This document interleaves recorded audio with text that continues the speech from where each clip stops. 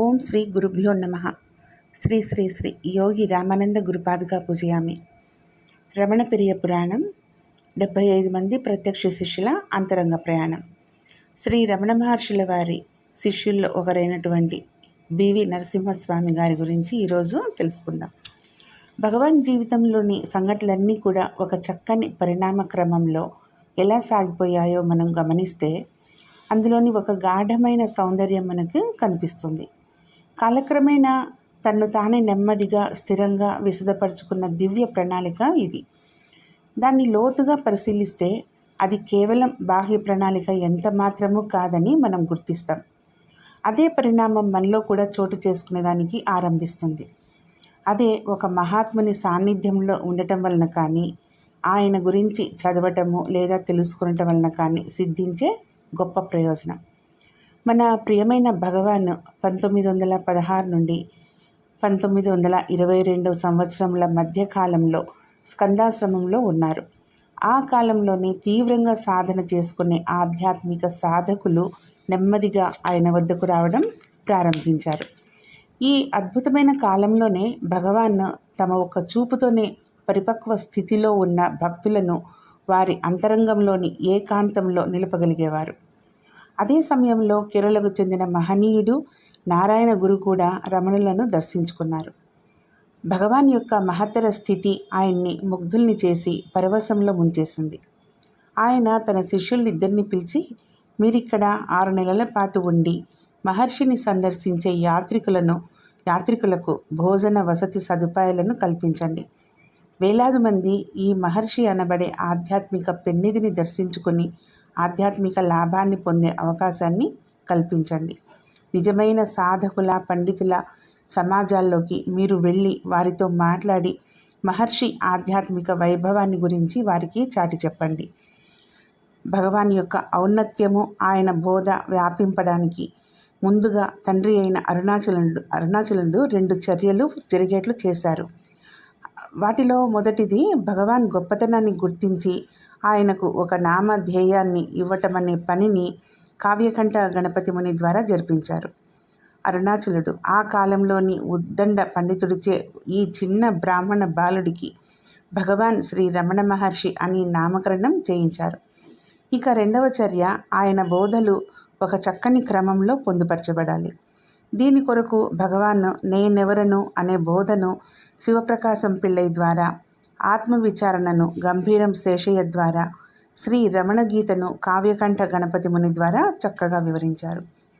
అవసరమైన ఈ 2 పనులు జరిగిన తర్వాత తండ్రి అరుణాచలుడు తన పుత్రుడైన రమణుణ్ణి తన వడిలో నుండి పాదాల వద్దకు చేర్చారు. ఎందుకంటే అప్పటికి ఆయన బోధలు మానవాళిలో వ్యాపించవలసిన సమయము ఆసన్నమైంది కాబట్టి. 3వ చర్యగా అరుణాచలుడు 3 గండశిలలను అంటే కొండరాళ్లను పంపారు. ఈ 3వ చర్య ఆయన బోధలను వ్యాపింపచేయటం. ఆ 3 గండశిలలు ఎవరు అంటే బివి నరసింహస్వామి, శుద్ధానంద భారతి, కృష్ణ భిక్షు. ఈ 3 పండితులు భగవాన్ బోధలన్నింటినీ కలిగి ఉన్న ఆయన జీవిత చరిత్రను వ్రాయడానికి పంపబడ్డారు. వారి అంకిత భావం చేత, వారు ఎంతో కష్టపడి పనిచేయడం వల్లనే భగవాన్ గురించిన వివరాలు మనకు తెలిసాయి. బివి నరసింహస్వామి ఆత్మసాక్షాత్కారం, శ్రీ రమణ మహర్షి జీవితము బోధలు అనే పుస్తకాన్ని రాశారు. అదే భగవాన్ జీవితం గురించి వ్రాయబడిన మొట్టమొదటి పుస్తకం. బివి నరసింహస్వామి ప్రత్యేకమైన వారు. ఎందుకంటే ఆయన భగవాన్ జీవిత చరిత్రను ఇంగ్లీష్లో వ్రాయడం కొరకు తనను తాను అంకితం చేసుకున్నారు. ఆయన దాని కొరకు 2000 పేజీలకు సరిపడే సమాచారాన్ని సంగ్రహించి దాన్ని చాలా నేర్పుతో కుదించి సంగ్రహంగా చదవటానికి తేలికగా ఉండేట్లు 250 పేజీలుండే గ్రంథంగా తయారు చేశారు. అది 1930లో ప్రచురించబడ్డది. ఈ ఆత్మసాక్షాత్కారం అనే పుస్తకం చదివిన తర్వాతనే పాల్ బ్రంటన్, కృష్ణ భిక్షు, ప్రభవానంద, స్వామి మాధవ తీర్థ, శుద్ధానంద భారతి, స్వామి శివానంద, స్వామి రామదాసు ఇంకా అనేక మంది గొప్ప ఆధ్యాత్మిక వేత్తలు రమణ మహర్షి వద్దకు వచ్చారు. మహర్షికి గొప్ప గుర్తింపు తెచ్చింది పాల్ బ్రంటన్ అని చాలామంది అనుకుంటారు. కానీ వారికి తెలియదు ఈ గ్రంథం వల్లనే ఆయన భగవాన్ వద్దకు వచ్చారు అని. బివిఎన్ స్వామి అరుణాచలానికి 90 మైళ్ళ దూరంలోని సేలంలోని ఒక ప్రముఖ న్యాయవాది. ఆయన గొప్ప పేరు పొందిన రాజకీయవేత్త, గొప్ప వక్త, మంచి రచయిత. ఆయన కత్తి వంటి పదునైన మేధస్సుతో ఏ విషయాన్ని అయినా కూడా దాని లోతుల్లోకి వెళ్ళి దానిలో ఉన్న సత్యాన్ని, దానిలోని సారాన్ని వెలికి తీసే దిట్ట అన్నమాట. ఈయన ప్రశ్నించే తత్వం వల్లనే ఈ అద్భుతమైన గ్రంథం మనకి లభించింది. ఇది వ్యాప్తి చేయగల అనేక మంది పాఠకులను ఆకర్షించి వారిని పశ్చిమ దేశాలకు అద్వైత ద్వారంగా నిలిపింది. అంటే వారి ద్వారా అద్వైతాన్ని వెదుక్కుంటూ పాశ్చాత్యులు బయలుదేరారన్నమాట. ఏమైనప్పటికీ భగవంతుని దివ్య లీల ముందు ఊహించరానిది అది ఒక రహస్యం. బివి నరసింహస్వామి మంచి పేరు ప్రఖ్యాతులతోనూ సిరి సంపదలతోనూ వైభవంగా తొలతూగుతున్నప్పుడు ఆయన కుటుంబంలో చోటు చేసుకున్నటువంటి ఒక గొప్ప విషాదం ఆయనను తీవ్రమైన విభ్రాంతికి గురిచేసింది. ఆయన 2 కుమారులు కూడా ఆయన కళ్ళ ముందే ఆయన పెరట్లోనే ఉన్న బావిలో పడిపోయారు. అప్పుడు ఆయన చేయగలిగిందల్లా నిస్సహాయంగా గుట్లప్పగించి చూడటం మాత్రమే. ఈ దుఃఖాన్ని భరించలేక ఆయన వార్ కౌన్సిల్కు రాజీనామా చేశారు. రాజకీయ జీవితానికి స్వస్తి పలికారు. ఆయన ఎంతోమంది భారతీయ నేతలను నిరాశపరిచారు. ఎందుకంటే ఆనాటి భారతీయ స్వాతంత్ర సంగ్రామానికి ఆయన వంటి మేధావులు అవసరం ఎంతగానో ఉండేది. ఆయన రమణ మహర్షిని గురించి తెలుసుకొని తిన్నగా రమణాశ్రమానికి వెళ్ళారు. భగవాన్ని చూడగానే ఆయన కాళ్ళపై పడిపోయారు. భగవాన్ కూడా ఆయనను ఒక చూపుతోనే అంగీకరించి ఆయనకు ఒక చిన్న గుహను చూపించి అందులో ధ్యానం చేసుకోమని చెప్పారు. ఒక మంచి శిష్యునిగా ఆయన ఎదురు చెప్పకుండా గురువుగారి ఆజ్ఞను పాటించారు.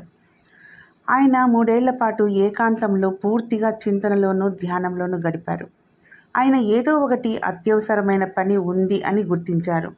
అది ఏంటంటే భగవాన్ జీవితంపై ఒక గ్రంథం.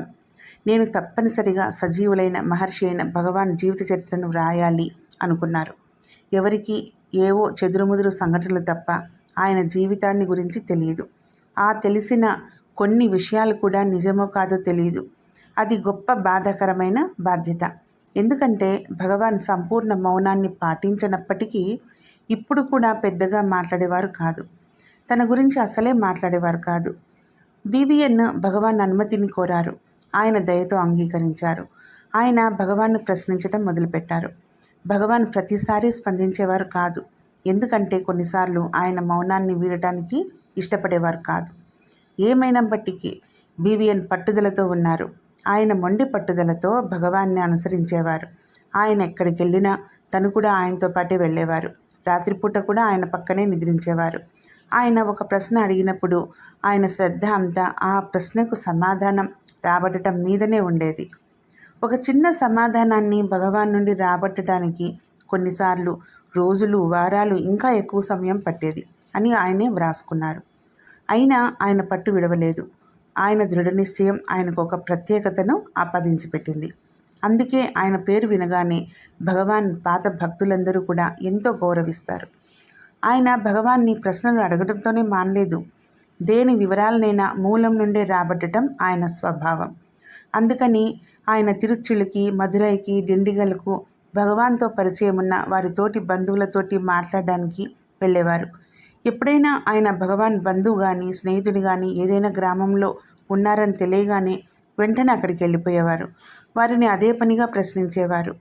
ఆయన ఎంత నిక్కచ్చి మనిషి అంటే వారి దగ్గర నుండి లభించిన సమాచారము సరైనదో కాదో భగవాన్ అడిగి మళ్ళీ తెలుసుకునేవారు.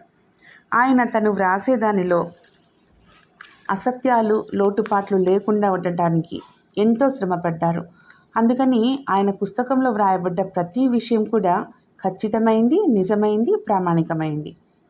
పాత భక్తులు చెప్పిన దాంట్లో ఎక్కువ ప్రాముఖ్యత సంతరించుకున్నటువంటి అంశాల్లో ఒకటి ఏంటంటే మధురైలో భగవాన్ మృత్యు అనుభవం గురించి అంత స్పష్టమైన వివరణ రావటానికి బాధ్యులు ఆయనేనని, అందుకు ఆయనకు మనము ఎంతో రుణపడి ఉన్నామని. ఎడతెగకుండా వేసిన తన ప్రశ్నల ద్వారా భగవాన్ 16 ఏండ్ల బాలునిగా ఉన్నప్పుడు జరిగిన మృత్యు అనుభవం యొక్క సూక్ష్మాతి సూక్ష్మ వివరాలతో సహా ఆయన భగవాన్ నుండి రాబట్టారు. తను సహజ స్థితిలో స్థిరంగా నిలిచిపోవడానికి దేశ కాలాలతో నిమిత్తం లేదని భగవాన్ తెలిపారు. బివి నరసింహస్వామి తాను సంపాదించిన సమాచారాన్ని అంతా కుదించి శుద్ధ ప్రతిని భగవాన్కి అందించారు. ఆయన దానిని అనుమతించి దానికి ఆత్మసాక్షాత్కారం అని పేరు పెట్టారు. ఒకసారి ఆ పుస్తకం పని అయిపోయిన తర్వాత ఆయన తన గుహ పక్కనే వంట చేసుకోవడం కోసం ఒక చిన్న పాకను నిర్మించుకున్నారు. ఆయన మిగిలిన సాధకులను కూడా అలాగే నిర్మించుకోమని చెప్పి వారికి ఆ పనిలో సాయం చేసేవారు. ఆయన వారికి తేలిక పద్ధతిలో వంట చేసుకోవడం కూడా నేర్పించారు. అందువల్ల వారికి సమయము, డబ్బు ఆదా అయ్యి ప్రతి సాధకుడు భగవాన్ సన్నిధిలో ఎక్కువ సమయం గడిపేందుకు వీలు కలిగింది. అత్యంత శ్రద్ధాపూర్వకమైన తన సాధన ద్వారా గురువుగారి బోధలను ఎలా పాటించాలి అనే దానికి ఒక గొప్ప ఉదాహరణగా నిలిచారు ఆయన. ఆ పల్లకొత్తు సమాజాన్ని తయారు చేసింది కూడా ఆయనే. ఇదంతా పూర్తయిన తర్వాత ప్రారబ్ధవశాత్తు ఆయనలో ఒక వాసన ఉత్పన్నమైంది. అదేంటంటే పారవస్యంతో భజనలు పాడాలని, భావోద్వేగంతో నృత్యం చేయాలని ఆయన భగవాన్ని అర్థించడం మొదలుపెట్టారు. భగవాన్, ఇది నా స్వభావం, దయచేసి నాకు మార్గం చూపండి అని అడిగారు. భగవాన్ సమాధానం ఇవ్వకుండా దాటేసేవారు. అయినా బీవీఎన్ వదిలిపెట్టలేదు. చివరకు భగవాన్ ఇలా సలహా ఇచ్చారు. పశ్చిమ భారతదేశానికి వెళ్ళి ఆయన భక్తి మార్గాన్ని అనుసరించమని. బీవీఎన్ అరుణాచలాన్ని వీడి ముంబై వైపు ప్రయాణమయ్యారు. ఆయన యాత్రల్లో ఎంతోమంది భక్తి మార్గంలో ఉన్న సాధువులను కలుసుకున్నప్పటికీ ఆయనకు నిరాశ మాత్రమే మిగిలేది. ఉపాసనీ బాబా వంటి మహాత్ముడు ఆయనకు సాయపడదామని చూసినా ఆయన తృప్తి కలగలేదు. చివరకు ఉపాసనీ బాబా ఆయన్ని షిర్డీ వెళ్ళమని చెప్పారు.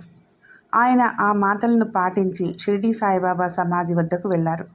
అప్పటికి బాబా చనిపోయి 10 లేక 15 సంవత్సరాలై ఉంటుంది. రాత్రి వేళలందు భక్తితో భజనలు చేసుకోవడానికి భక్తులు అక్కడకు చేరేవారు. ఆయన సాయిబాబా సమాధి ముందు నిల్చుని ఉన్నప్పుడు సాయిబాబా యొక్క దివ్య జ్ఞానము లేదా ఆవేశము ఆయనలోనికి ప్రవేశించి, బిడ్డ, నేనే నీ గురువును, ఇక్కడే ఉండి నా చరిత్ర వ్రాయి అన్నారు.